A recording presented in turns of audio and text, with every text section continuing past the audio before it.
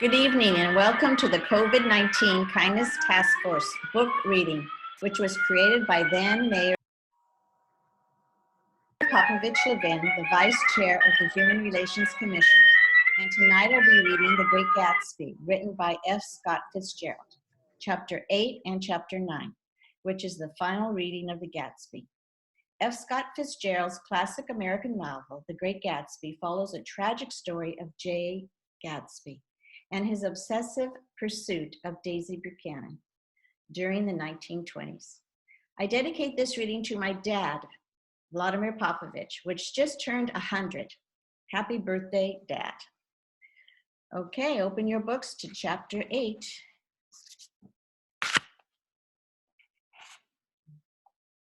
I couldn't sleep all night. A foghorn was groaning incessantly on the sound, and I tossed half sick between grotesque reality and savage, frightening dreams. Toward dawn, I heard a taxi go up Gatsby's Drive, and immediately I jumped out of bed and began to dress. I felt that I had something to tell him, something to warn him about, and the morning would be too late. Crossing his lawn, I saw his front door was still open, and he was leaning against a table in the hall, heavy with dejection or sleep. Nothing happened, he said wanly. I waited about 4 o'clock. She came to the window, stood there for a minute, and then turned out the light. His house had never seemed so enormous to me as it did that night when we hunted through the great rooms for cigarettes. We pushed aside curtains that were like pavilions and felt over innumerable feet of dark wall for electric light switches. Once I tumbled with a sort of splash upon the keys of a ghostly piano. There was an inexplicable amount of dust everywhere, and the rooms were musty, as though they hadn't aired for many days. I found the humidor on an unfamiliar table, with 2 stale, dry cigarettes inside.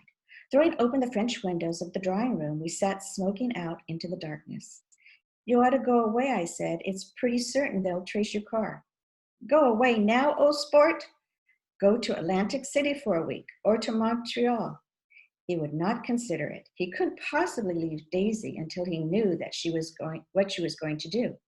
He was clutching at some last hope and could not bear to shake him free. It was this night that he told me the strange story of his youth with Dan Cody. Told it to me because J. Gatsby had broken up like glass against Tom's hard malice, and long, secret extravaganza was playing out. I think that he would have acknowledged anything now without reserve, but he wanted to talk about Daisy. She was the first nice girl he had ever known. In various unrevealed capacities, he had come in contact with such people, but always with indiscernible barbed wire between. He found her excitingly desirable. He went to her home at the first with other officers from Camp Taylor, then alone. It amazed him. He had never been in such a beautiful house before. But what gave it an air of breathless intensity was Daisy lived there. It was as casual a thing to her as his tent out at camp was to him.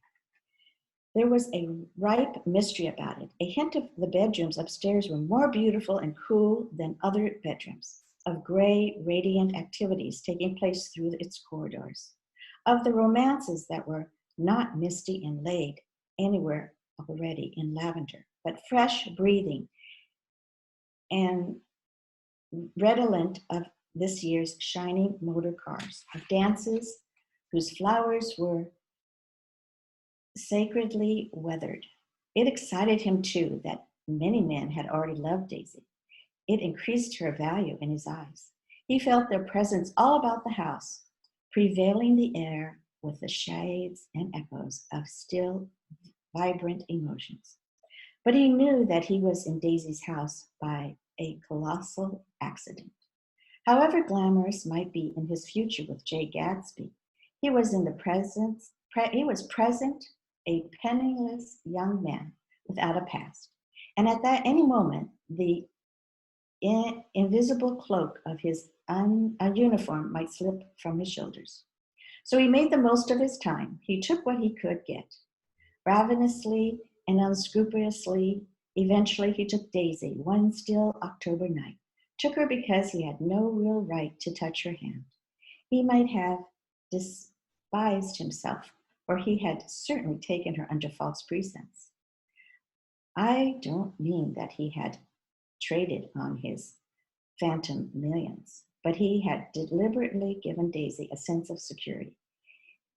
He let her believe that he was a person from much the same strata as herself, that he was fully able to take care of her. As a matter of fact, he had no such facilities. He had no comfortable family standing behind him.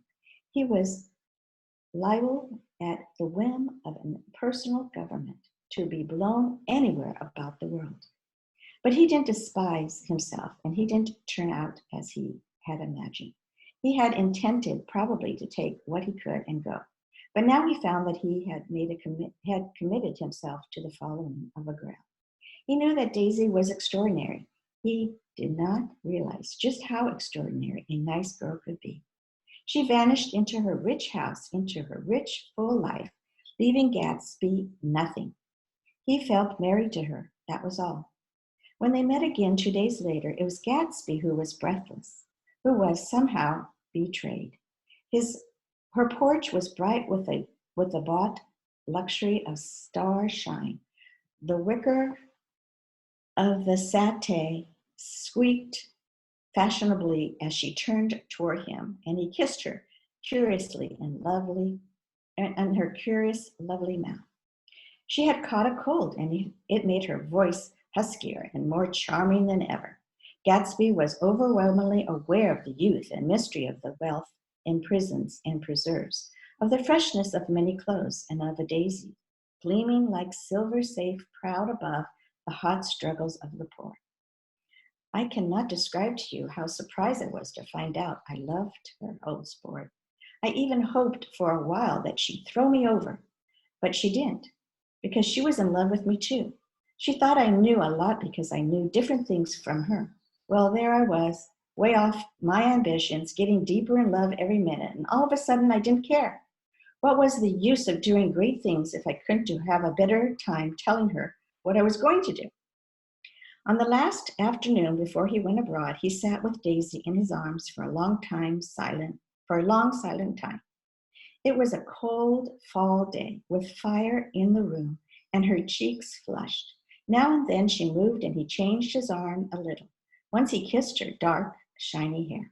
The afternoon had made them tranquil for a while, as if to give them a deep memory for a long parting the next day promised.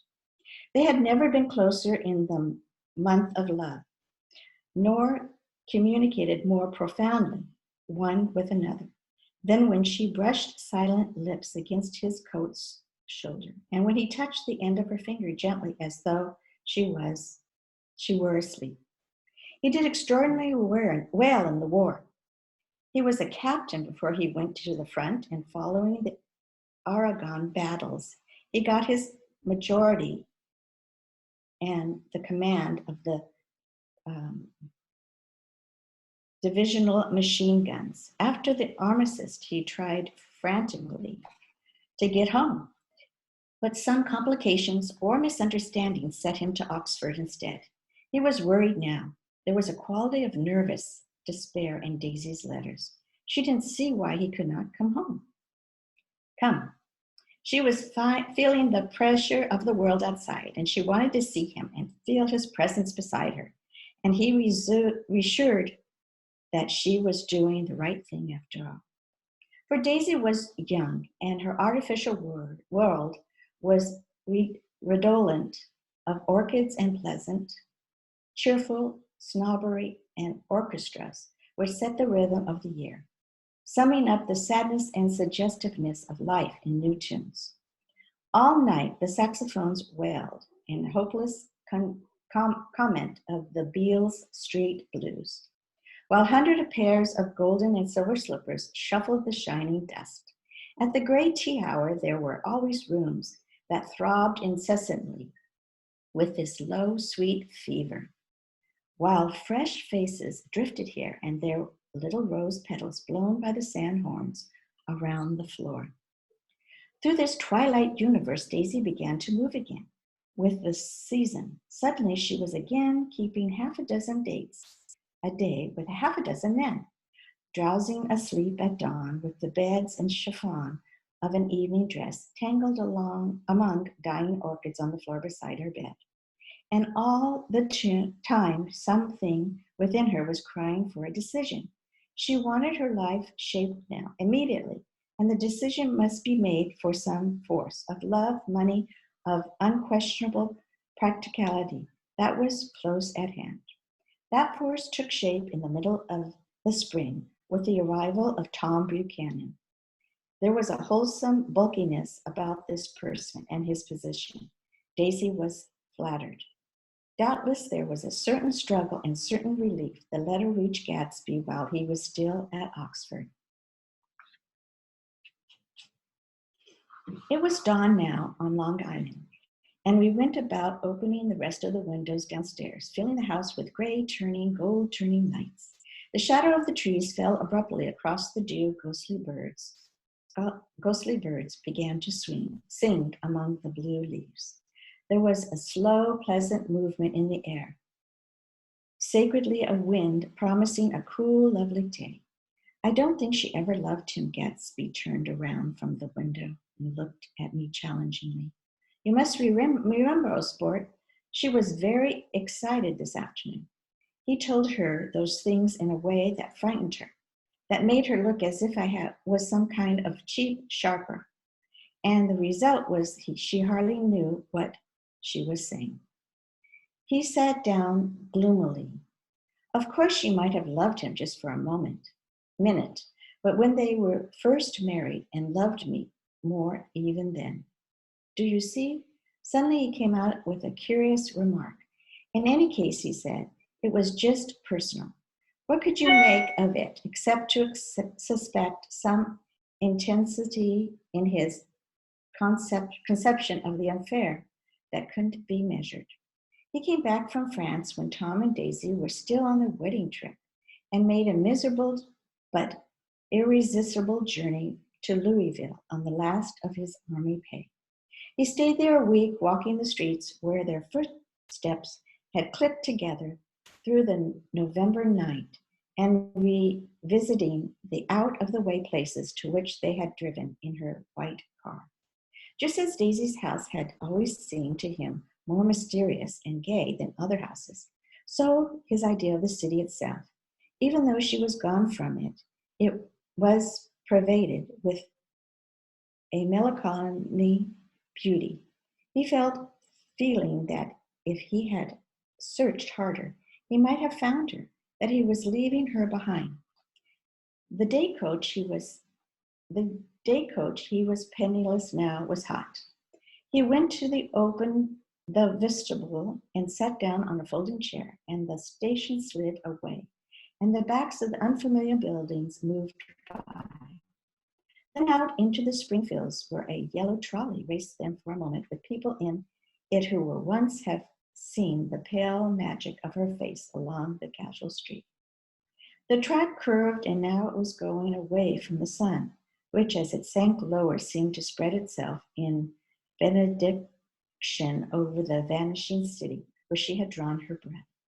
He stretched out his hand desperately as if to snatch only a wisp of air, to save a fragment of a spot that she had made lovely for him.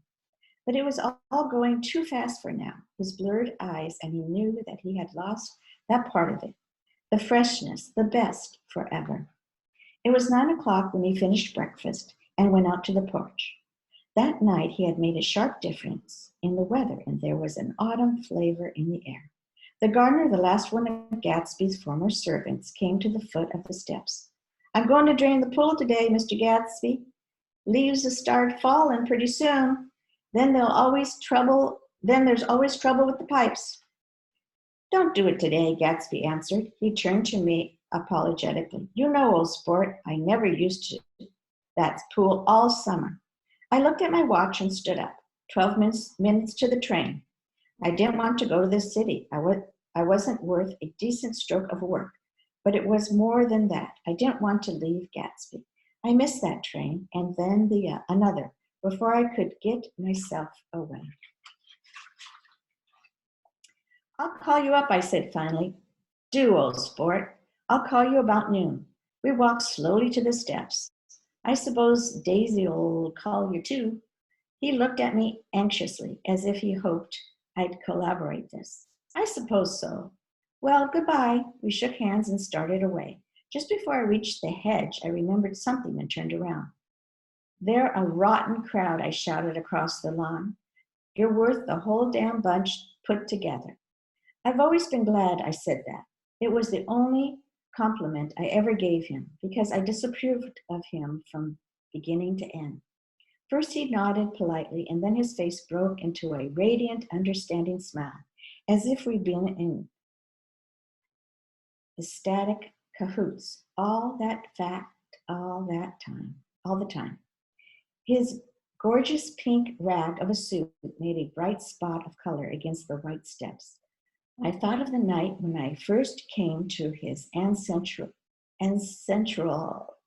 home 3 months before.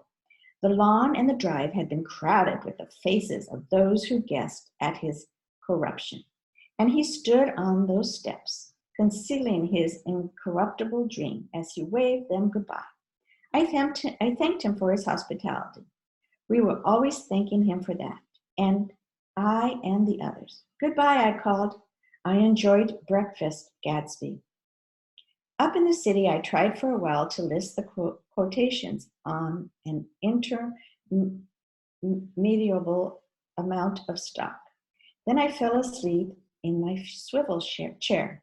Just before noon, the phone woke me, and I started up with sweat breaking onto my forehead. It was Jordan Baker.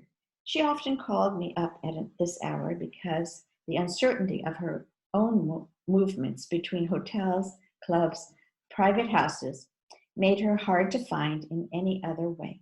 Usually her voice came over the wire with something fresh and cool, as if a dovette from a green golf links had come sailing in at the office window.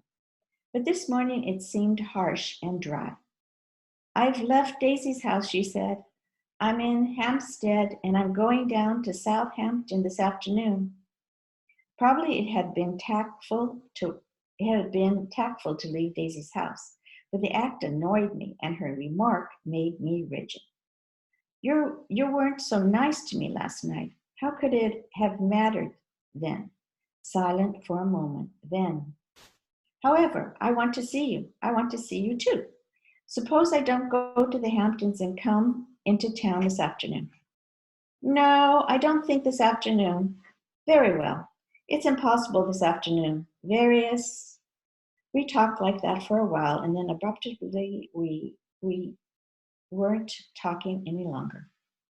I don't know which of us hung up with a sharp click, but I know I didn't care. I couldn't have talked to her across a tea table that day if I never talked to her again in this world. I called Gatsby's house a few minutes later, but the line was busy. I tried 4 times. Finally, exasperated Central told me that the wire had been kept open for long-distance call from Detroit.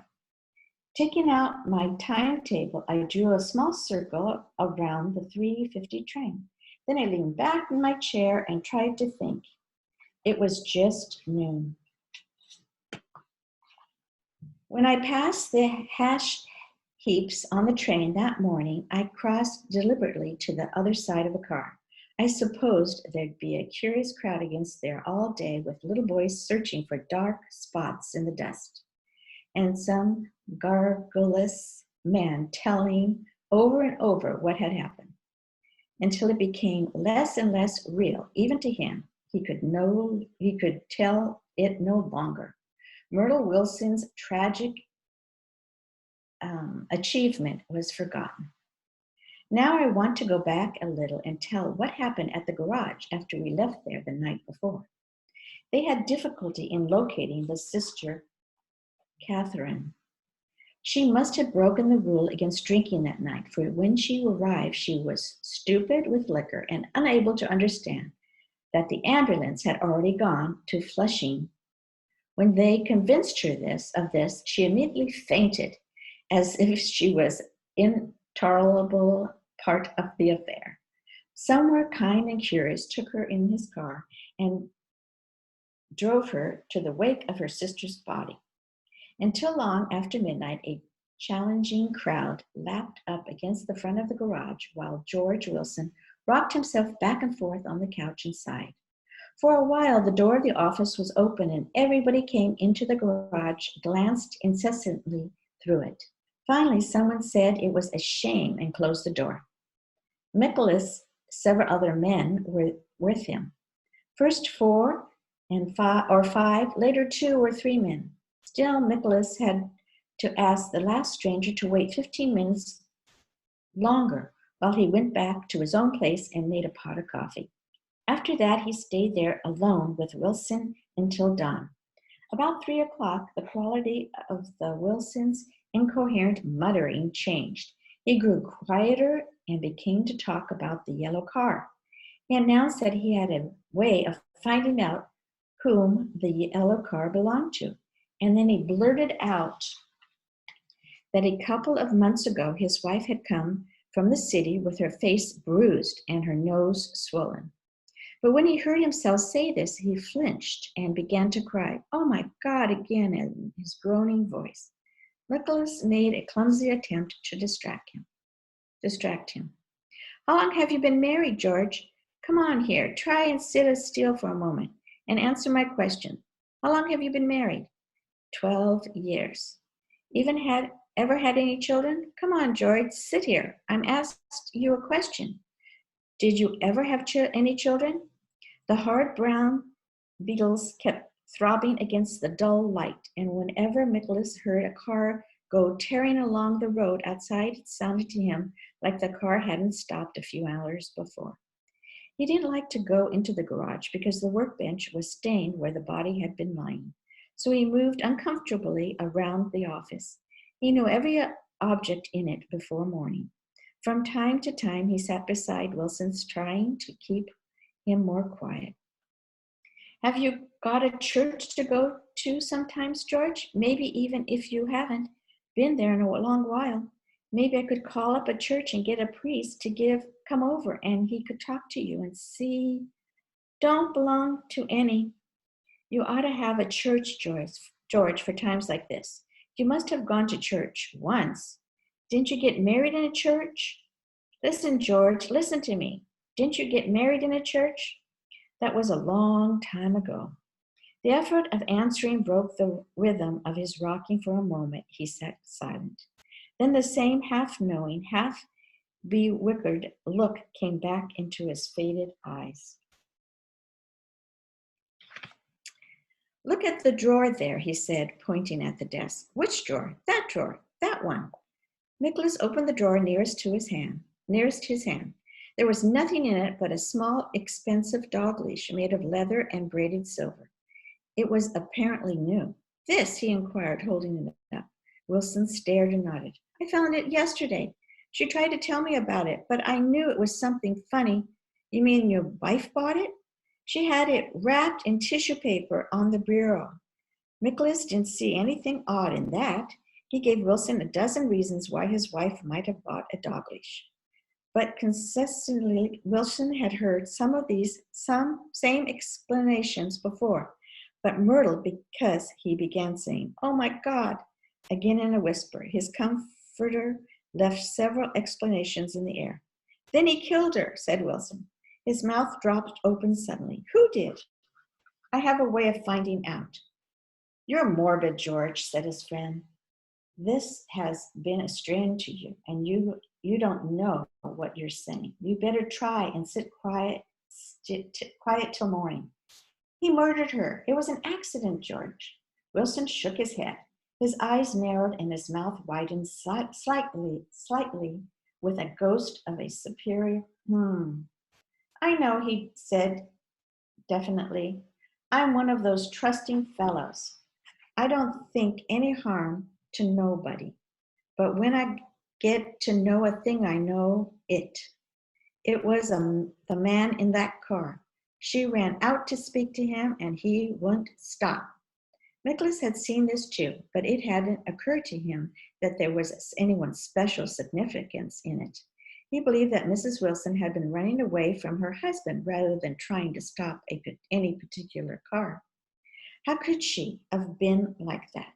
She's a deep one, said Wilson, as if that answered the question. As if that answered the question. Ah, he began to rock again. Nicholas stood twisting the leash in his hand. Maybe you've got some friend that I could call for, George. This was a forlorn hope. He was almost sure that Wilson had no friend. There was not enough of him for his wife.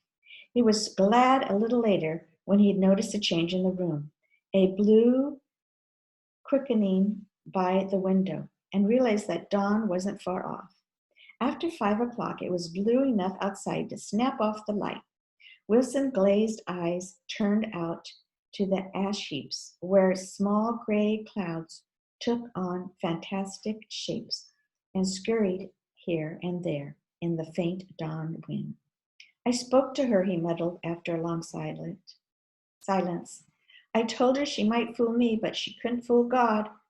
I took her to the window. With an effort to get up and walk to the rear window, I leaned with his face pressed against it. And I said, God knows what you've done everywhere you've been.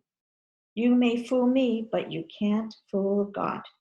Standing behind him, Nicholas saw that the shock that he was looking at his eyes of Dr. T.J. Eckelberg, which had just emerged, pale, enormous, from the dissolving night. God sees everything, repeated Wilson. That's an advertisement, Nicholas assured him. Something made him turn away from the window and look back into the room. But Wilson stood there a long time, his face close to the window pane, now nodding into the twilight. By 6 o'clock, Nicholas was worn out and gratefully for the sound of the car stopping outside. It was one of those watchers of the night before who had promised to come back. So he cooked breakfast for three, which he and the other man ate together. Wilson was quieter now, and Nicholas went home to sleep. When he woke 4 hours later and hurried back to the garage, Wilson was gone. His movements, he was on foot all the time, were afterwards traced to Port Roosevelt and then to Glad's Hill, where he bought a sandwich that he didn't eat and a cup of coffee. He must have been tired and walking slowly, for he didn't reach Glad's Hill until noon. Thus far was no difficulty in accounting for his time. There were boys who had seen a man acting sort of crazy, and motorists at whom he stared oddly from the side of the road. Then for 3 hours he disappeared from view. Police, on the strength of what he had said to Nicholas, that he had a way of finding out, supposed that he spent that time going from garage to garage, thereabouts, inquiring for a yellow car. On the other hand, no garage man who had ever seen him ever came forward, and perhaps had an easier, surer way of finding out what he wanted to know. By 2:30, he was in West Egg, where he asked someone the way to Gatsby's house. So by that time, he knew Gatsby's name. At 2 o'clock, Gatsby put on his bathing suit and left word with the butler that if anyone phoned, word was to be brought to him at the pool. He stopped at the garage for a pneumatic mattress that had amused his guests during the summer, and the chauffeur helped him pump it up.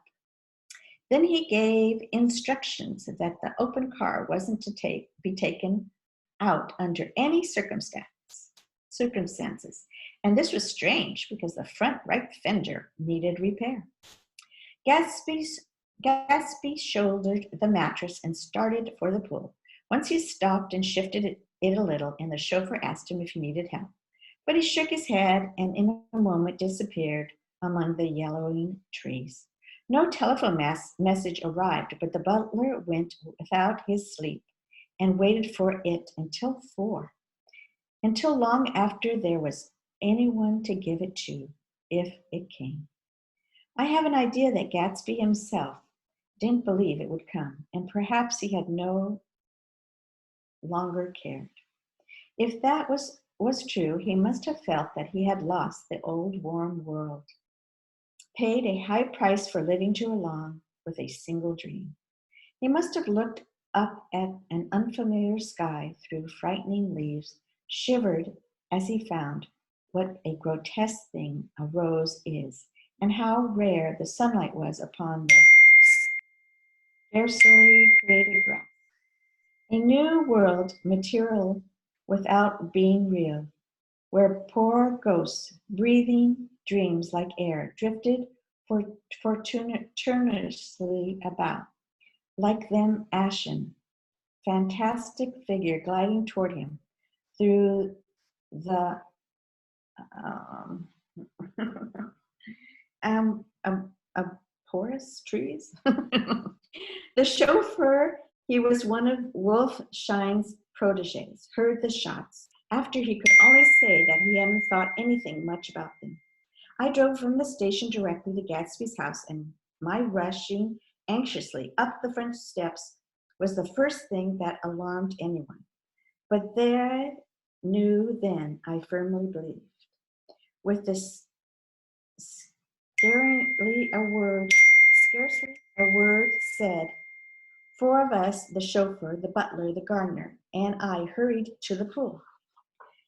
There was a faint, barely perceptible movement of the water as the flush flow from one end urged its way toward the drain at the other. With little ripples, there were hardly the shadows of the waves. The laden mattress moved irregularly down the pool.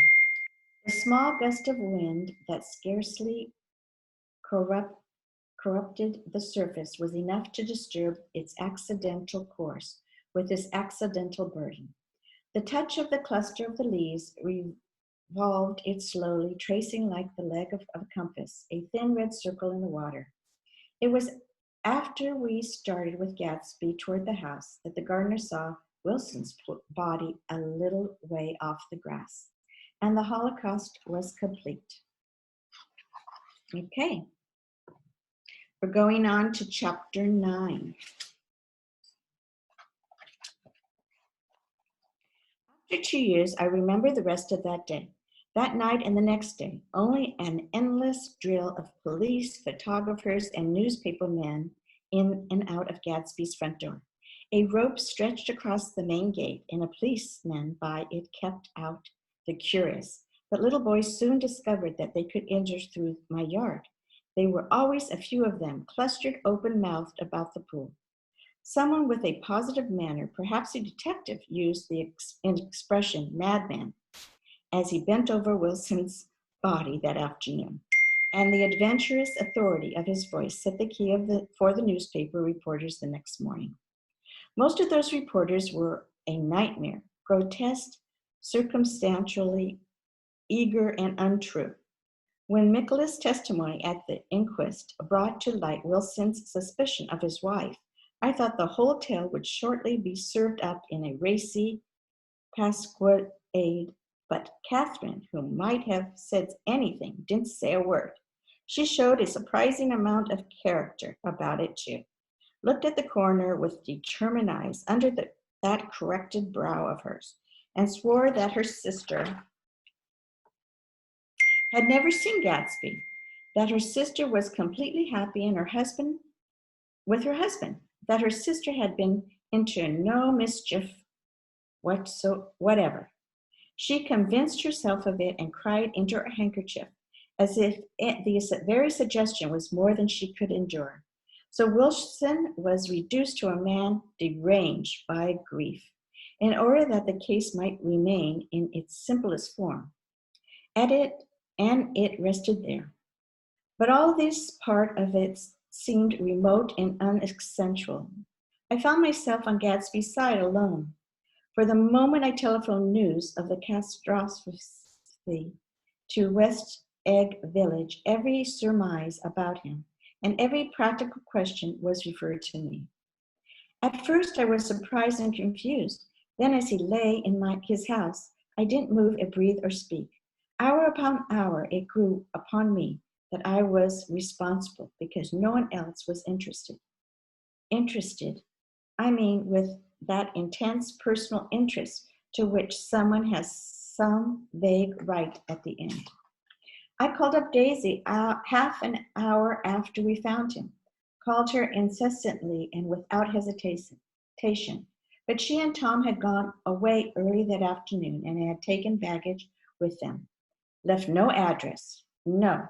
Say when they'd be back? No.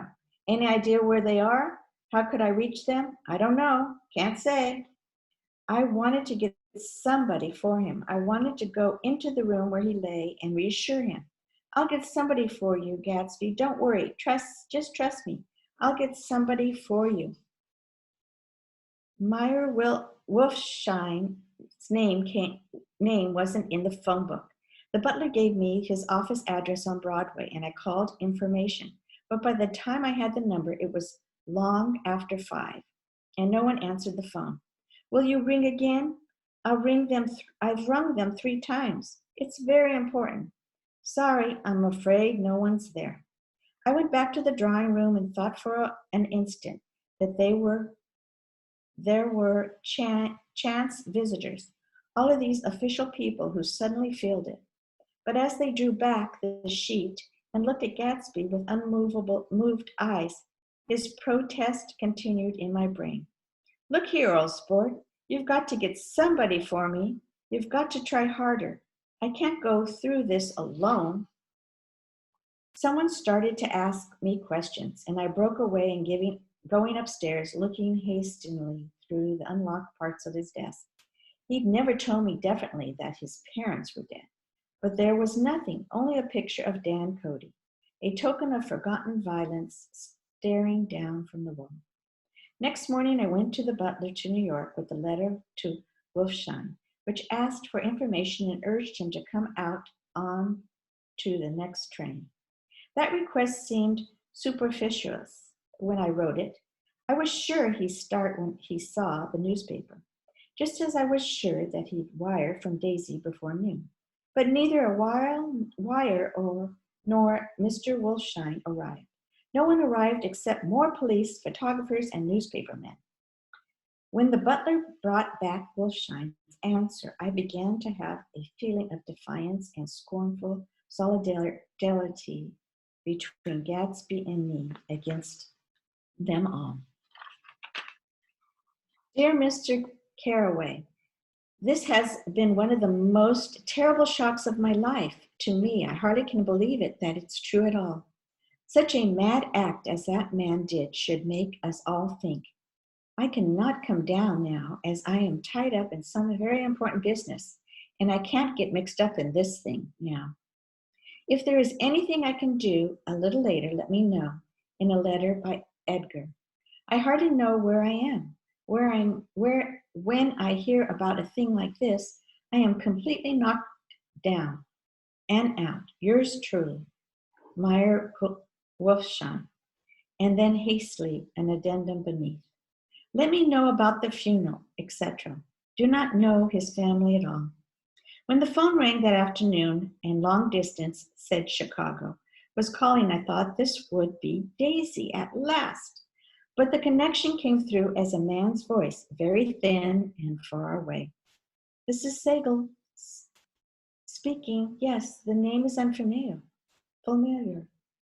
Hell of a note, isn't it? Get my wire. There haven't been any wires. Young Parker's in trouble, he said rapidly. They picked him up when he handed the bonds over the counter. They got a circulation from New York giving them in numbers just 5 minutes before. What'll I know about that, hey?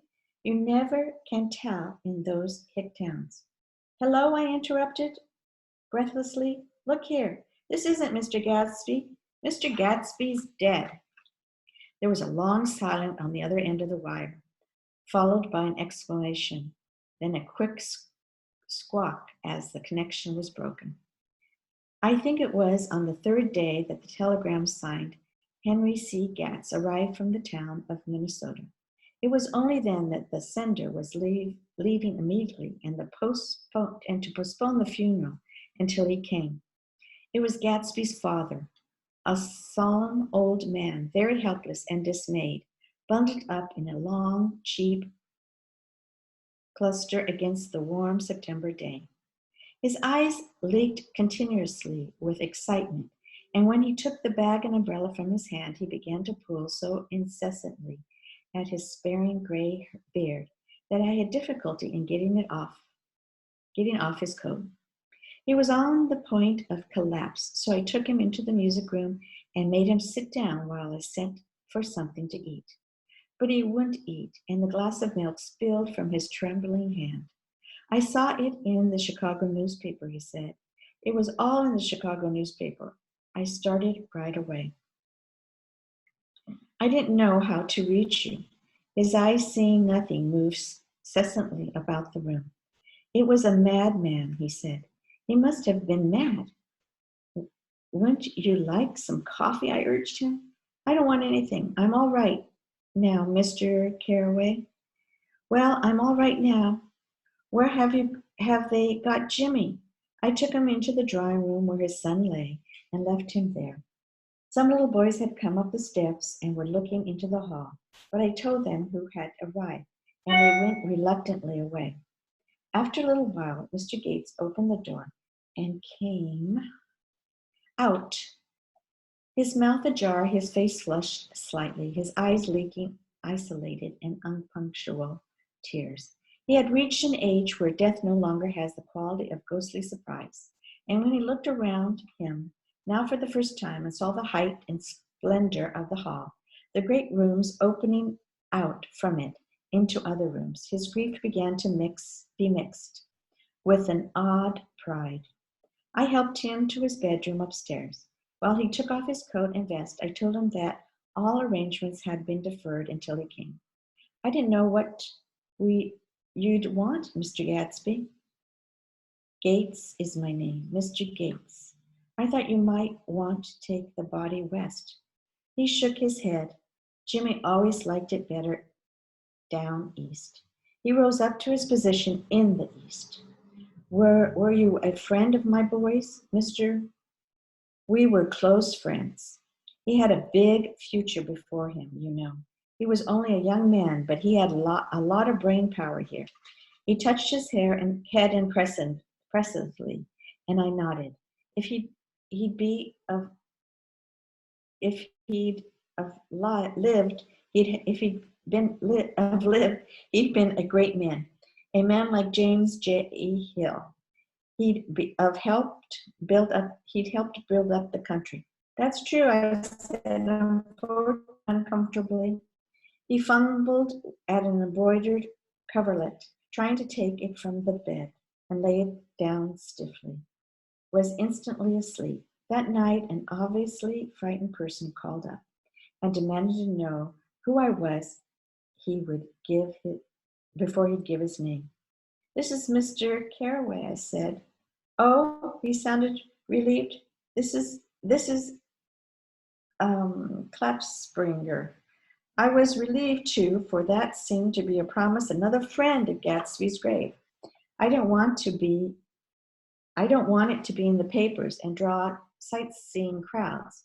So I've been calling up a few people myself. They were hard to find. The funeral's tomorrow, I said, 3:00, here at the house. I wish you'd tell anybody who'd be interested. Oh, I will, he broke out hastily. Of course, I'm not likely to see anybody, but if I do. His tone made me suspicious. Of course you'd be there yourself. Well, I certainly'll try. What I called up about is... Wait a minute, I interrupted. How about saying you'll come? Well, the fact is, the truth of the matter is that I'm staying with some people up here in Greenwich, and they rather expect me to be with them tomorrow. In fact, that's a sort of picnic or something. Of course, I'll do my best to get away. I ejaculated an unrestrained huh, and he must have heard me, for he went on nervously. What I called out about is a pair of shoes I left there. I wonder if it'll be too much trouble to have the butler send them to me. You see, they're my tennis shoes, and I'm sort of helpless without them. My address is in care of BF. I didn't hear the rest of the name because I hung up the receiver. After that, I felt a certain shame for Gatsby. One gentleman to whom I telephoned implied that he had got what he deserved. However, that was my fault, for he was one of those who used to sneer most bitterly at Gatsby on the courage of Gatsby's liquor, and I should have known better than to call him. The morning of the funeral, I went up to New York to see Meyer Wolfsheim. I couldn't seem to reach him any other way. The door that I pushed open on the advice of an elevator boy was marked the Swastak Holding Company, and at first there didn't seem to be anybody inside. But when I shouted hello several times in vain, an argument broke out behind the partition. And presently a lovely Jewess appeared at the interior door, scrutinized me with the black, hostile eyes. Nobody's in, she said. Mr. Wolfshine's gone to Chicago. The first part of this was obviously untrue, for somebody had begun to whistle. The Rosemary, timelessly inside. Please say that Mr. Carraway wants to see him. I can't get him back from Chicago, can I? At this moment, a voice unmistakably Wolfshine's called Stella from the other side of the door. Leave your name on the desk, she said quickly. I'll give it to him when he gets back. But I know he's there. She took a step toward me and began to slide her hands indignantly up and down her hips. You young men think you can force your way in here any time, she scolded. I'm getting sick and tired of it. When I say he's in Chicago, he's in Chicago. I mentioned Gatsby. Oh, she looked me over again. Well, you'll just, what was your name? She vanished. In a moment, Meyer Wolfshine stood solely in the doorway, holding out both hands. He drew me into the office, remarkingly in a reverent voice that it was a sad time for us all, and offered me a cigar. My memory goes back to when first I met him, he said, a young major just out of the army, covered over with medals he had got in the war. He was hard up. He had to keep on wearing his uniform because he couldn't buy some regular clothes.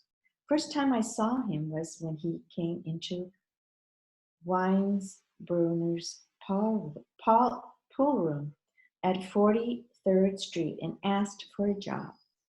He hadn't eaten anything for a couple of days. Come on, have some lunch with me, I said. He ate more than $4 worth of food in a half an hour. Did you start him in business? I inquired. Start him? I made him. Oh, I raised him up out of nothing, right out of the gutter.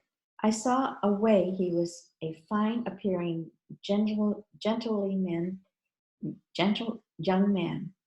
And when he told me he was from Oxford, I knew I could use him good. I got him to join the American Legion, and he used to stand here and there. Right off, he did some work for a client of mine up in Albany. We were so thick that in everything he held up 2 Bullion's figures, always together. I wondered if this partnership had included the World's Series transaction in 1990. Now he's dead, I said after a moment. You were his closest friend, so I know you'll want to come to his funeral this afternoon. I'd like to come. Well, come then.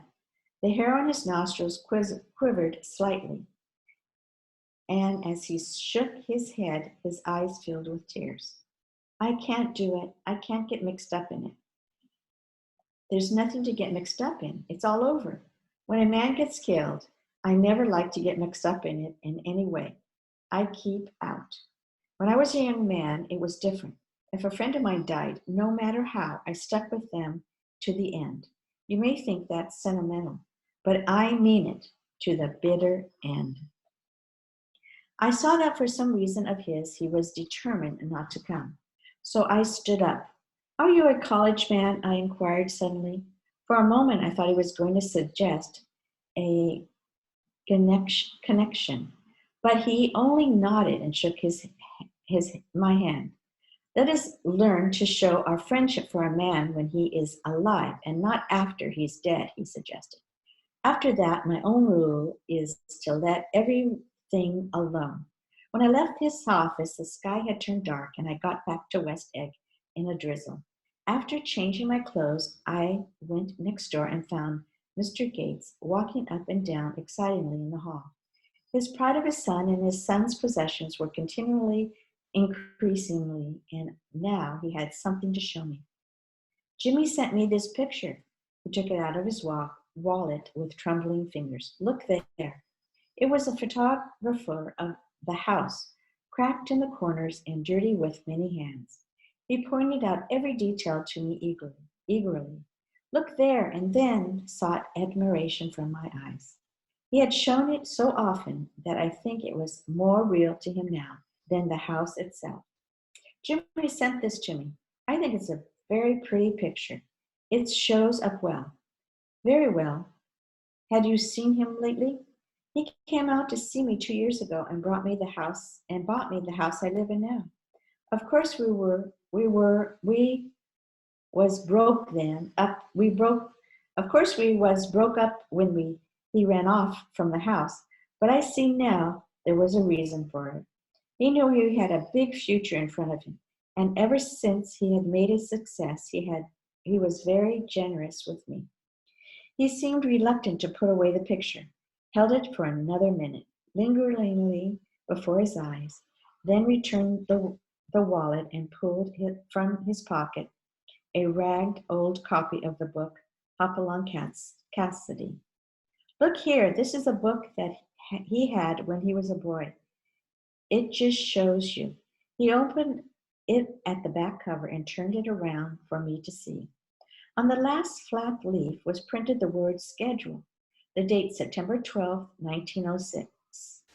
And underneath, he listed rise from bed 6 a.m., dumbbell exercise, wall scaling 6:15 to 6:30 a.m., studying electricity, etc., 7:15 to 8:15 a.m., work 8:30 to 4:30 p.m., baseball and sports 4:30 to 5 o'clock p.m., practice illusion, poise, and how to attain 5 o'clock to 6 o'clock p.m., studying needed interventions 7 to 9 p.m., general resolves, no wasting time at the Chafters or a name indespicable, no more smoking or chewing, bathe every other day, read one improving book and magazine per week, save $5, crossed out, $3 per week, be better to parents. I came across this book by accident, said the old man. It just shows you, don't it? It just shows you Jimmy was bound to get ahead. He always had some resolves like this or something. Do you notice what he got about improving his mind? He was always great for that. He told me like a hog once, he told me I ate like a hog once, and I beat him for it. He was reluctant to close the book, reading each item aloud and then looking eagerly at me. I think he rather expected me to copy down the list for my own use. A little before 3, the Lutheran minister arrived from Flushing, and I began to look involuntarily out the windows for other cars. So did Gatsby's father. And as the time passed and the servants came in and stood waiting in the hall, His eyes began to blink anxiously, and he spoke of the rain in the worried, uncertain way. The minister glanced several times at his watch, so I took him aside and asked him to wait for half an hour. But it wasn't any use. Nobody came. After 5 o'clock, our procession of 3 cars reached the cemetery and stopped in a thick drizzle beside the gate. First, the motor hearse arrived, horridly black and wet.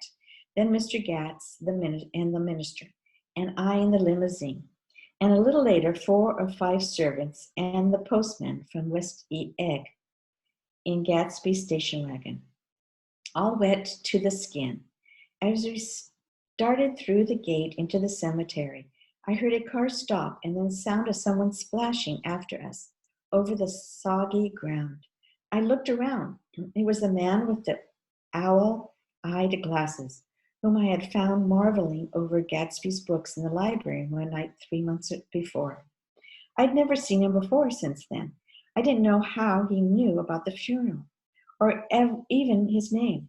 The rain poured down his thick glasses, and he took them off and wiped them to see the protecting countess unrolled from Gatsby's grave. I tried to think about Gatsby then for a moment, but he was already too far away.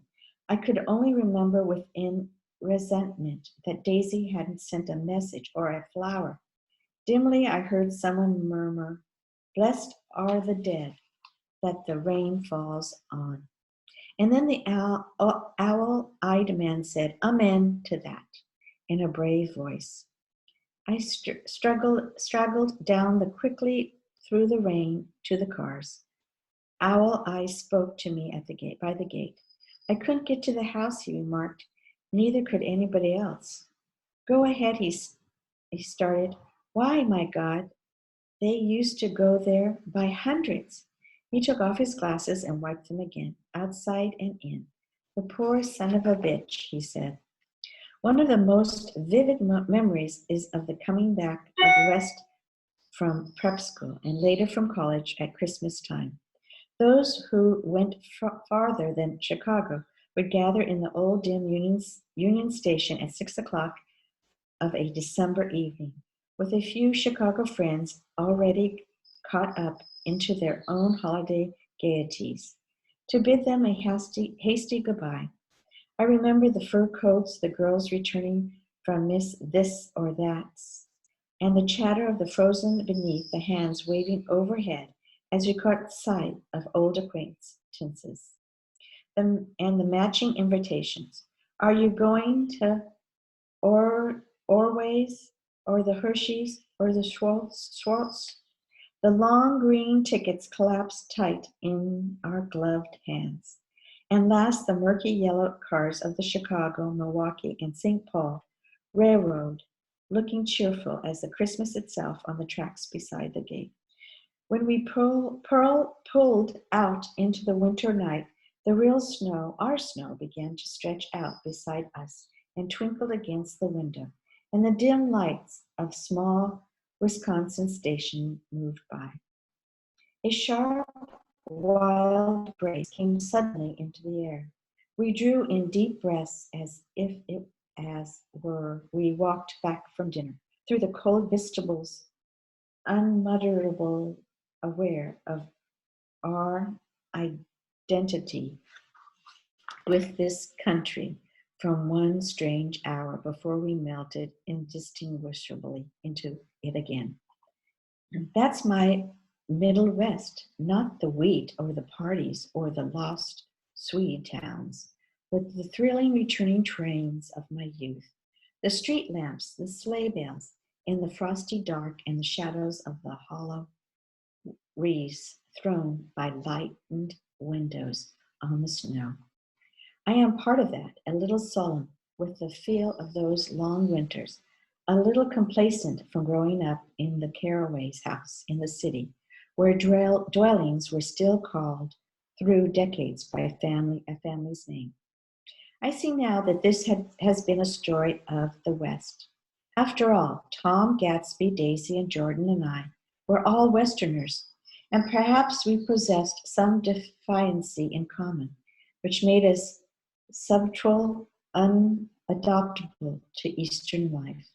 Even when East excited me most, even when I was most keenly aware of its superiority to the bored, sprawling, swollen towns beyond Ohio, with their interminable questions, had always, for me, been quality of distortion.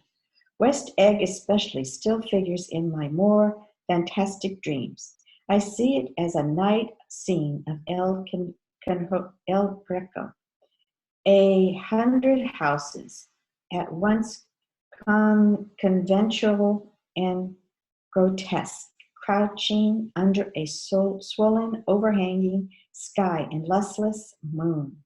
In the foreground, 4 solemn men in dress suits were walking along the sidewalk with a stretcher on which lies a drunken woman in a white evening dress. Her hand, which dangles over the side, sparkles cold, wet jewels. Gravely the men turned in at a house, the wrong house. But no one knows this woman's name, and no one cares. After Gatsby's death, the East was haunted for me like that, distorted beyond my eyes' power of correction.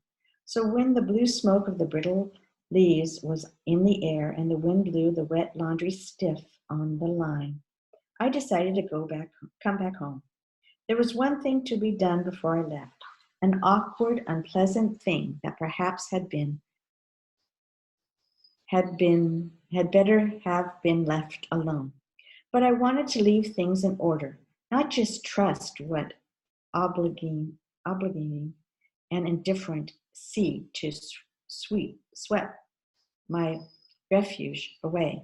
I saw Jordan Baker, and I talked over and around what had happened to us together and what had happened afterward to me. And she lay perfectly still, listening in a big chair. She was dressed to play golf, and I remember thinking she looked like a good illustration. Her chin raised a little jauntily, her hair and color of an autumn leaf, her face the same brown tint as her fingerless glove on her knee. When I finished, she told me without comment that she was engaged to another man. I doubted that, though there was several she could have married at a nod of her head, but I pretended to be surprised. For just a moment, I wondered if I wasn't making a mistake. Then I thought it all over again quickly and got up and said goodbye. Nevertheless, you did throw me over, said Jordan suddenly. You threw me over on the telephone. I don't give a damn about you. Nah, but it was a new experience for me, and I felt a little dizzy for a while. We shook hands. Oh, and do you remember, she added, a conversation we had once about driving a car? Why, not exactly. You said a bad driver was only safe until she met another bad driver. Well, I met another bad driver, didn't I? I met it was a careless of me to make such a wrong guess. I thought you were rather an honest, straightforward person. I thought it was your secret pride. I'm 30, I said. I'm 30. I'm 5 years too old to lie to myself and call it honor.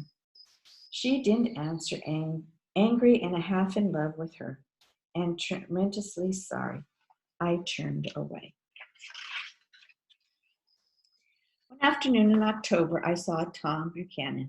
He was walking ahead of me along Fifth Avenue in his alert, aggressive way, his hand out a little from his body as if to fight off interference, his head moving sharply here and there, adapting itself to his restless eyes. Just as I slowed up to avoid overtaking him, he stopped and began frowning into the window of a jewelry store. Suddenly he saw me and walked back, holding out his hand. What's the matter, Nick? Did you object to shaking hands with me? Yes, you know what I think of you. You're crazy, Nick, he said quickly. Crazy as hell. I don't know what's the matter with you. Tom, I inquired, what did you say to Wilson that afternoon? He stared at me without a word. I knew I had guessed right about those missing hours. I started to turn away, but he took a step after me and grabbed my arm. I told him the truth, he said. He came to the door while we were getting ready to leave. When I sat down, word that he would not in, he tried to force his way upstairs. He was crazy enough to kill me if I hadn't told him who owned the car. His hand was on a revolver in his pocket, and every minute he was in the house. He broke off defiantly. What if I did tell him? That fellow had it coming to him. He threw dust into your eyes, just like he did into Daisy's. But he was a tough one. He ran over Myrtle like you'd run over a dog, never even stopped his car. There was nothing I could say except the one utterance fact that it wasn't true. And if you think I didn't have any share of suffering, look here. When I went to give up that flat and saw that damn box of dog biscuits sitting there on the sideboard, I sat down and cried like a baby. By God, it was awful. I couldn't forgive him or like him, but I saw that what he had done was, to him, entirely justified. It was all very careless and confused. They were careless people. Tom and Daisy, they smashed up things and creatures and then retreated back into their money or their vast carelessness or whatever it was that kept them together and let other people clean up the messes they had made. I shook hands with him, and it seemed silly not to, for I felt suddenly as though I were talking to a child. Then I went into the jewelry store to buy a pearl necklace. Then he went into the jewelry store to buy a pearl necklace, or perhaps only a pair of cuff buttons. Rid of my provincial screaminess forever. Gatsby's house was still empty when I left. The grass on the lawn had grown as long as mine. One of the taxi drivers in the village never took a fare past the entrance gate without stopping for a moment and pointing inside. Perhaps it was he who drove Daisy and Gatsby over to East Egg the night of the accident, or perhaps he had made up a story about it all his own. I don't want to hear it. I avoided him when I got off the train. I spent my Saturday nights in New York because those gleaming, dazzling parties of his were with me so vividly that I could still hear the music and the laughter, faint and incessant, from his garden and the cars going up and down his drive. One night I did hear a material car there and saw its lights stop at his front steps. But I didn't investigate. Probably it was some final guest who had been away at the ends of the earth and didn't know that the party was over. One last night, with my trunk packed and my car sold to the grocer, I went over and looked at the huge, incoherent failure of the house once more. On the white steps of an obscure world, scrawled by some boys with a piece of brick, stood out clearly in the moonlight, and I erased it, drawing my shoe raspidly along the stone. Then I wandered down to the beach and sprawled out on the sand. Most of the big shore places were closed now, and there were hardly any lights except the shadowy, moving glow of the ferry boat across the sound.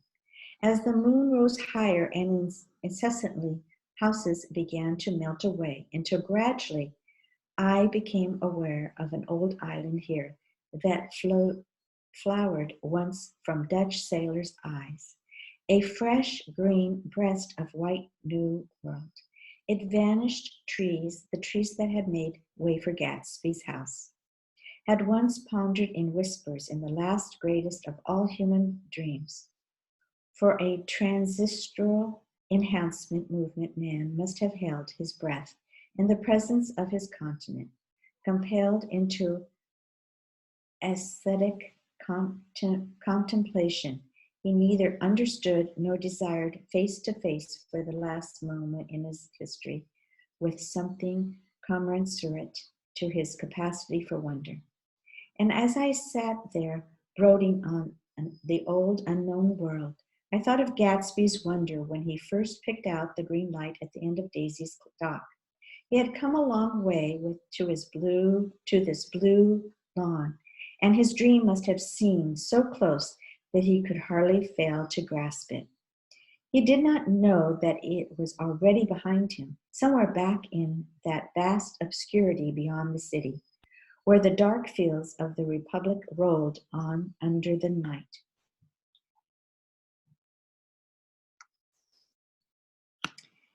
Gatsby believed in the green light, the orgastic future that year by year recedes before us.